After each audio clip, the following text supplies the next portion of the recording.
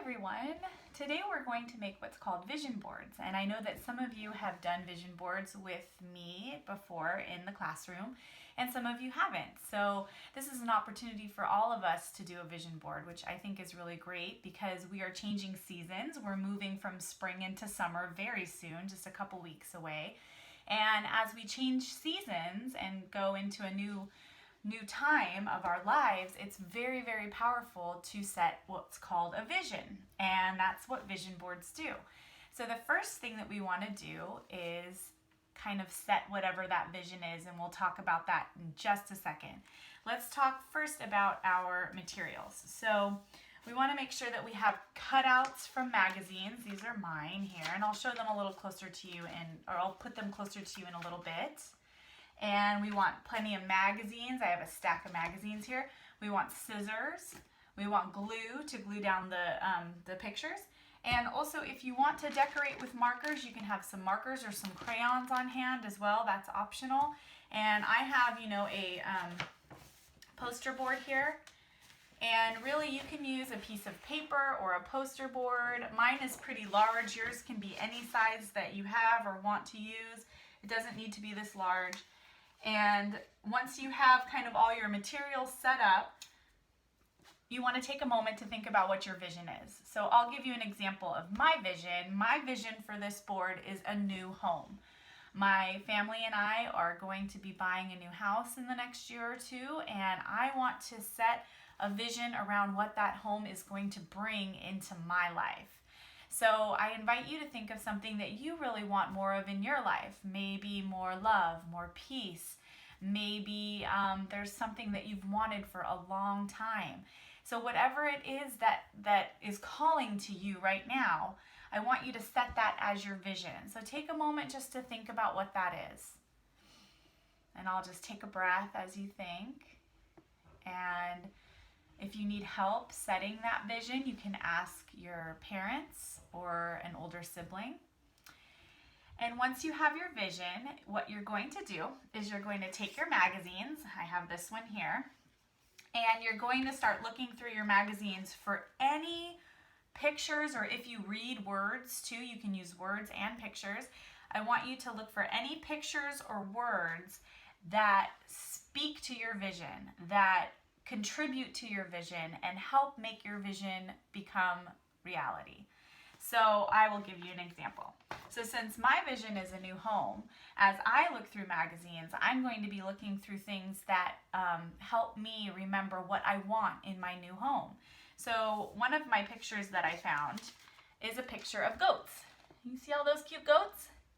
We definitely want goats in our new home. So as soon as I saw those goats, I cut them out. And another thing I saw was a mother and her child cooking together in a really nice, clean kitchen, and a really nice big kitchen. So as soon as I saw this, I cut it out because I want to have lots of time with my children and my family in our kitchen, and I want our kitchen to be big and clean and beautiful. So that's something that's really important to me, so I cut that out as well. So you will do the same thing. And I also cut out, I'll show you an example of words. I saw the words into the woods, you'll see that there, because my family and I want to move in a more wooded area. So an area with a lot of trees and a lot of plant life. And so we want to move somewhere that has a lot of property, which means that we'll have a lot of space for goats and chickens and things like that. And also just a lot of beauty around us. And so as soon as I saw the words into the woods, I cut it out. So you will do the same thing for your vision. So as you are looking through whatever magazines you have, you will start to notice if any words or pictures relate to your vision. And if you need help with this, ask your parents or ask your siblings. I'm sure they'd be happy to help. So once you find the pictures that you want and the words that you want, what you're going to do is you're going to start to glue them down onto your poster board. So I'm going to start by taking this picture of the mother and child that you see here, and I'm going to start gluing onto my poster board. So from here, you can either use a glue stick or regular glue. You just want to do glue on the back of it. And once you get a good amount of glue on the back, You see there? You're just gonna take it and put it wherever you want on your board. So I'm going to put mine in the top corner here and pat it down. You really can choose wherever you want to put your different pictures. So I'll show you where I chose to put mine. I just put my first picture right up there in the top corner of my poster board.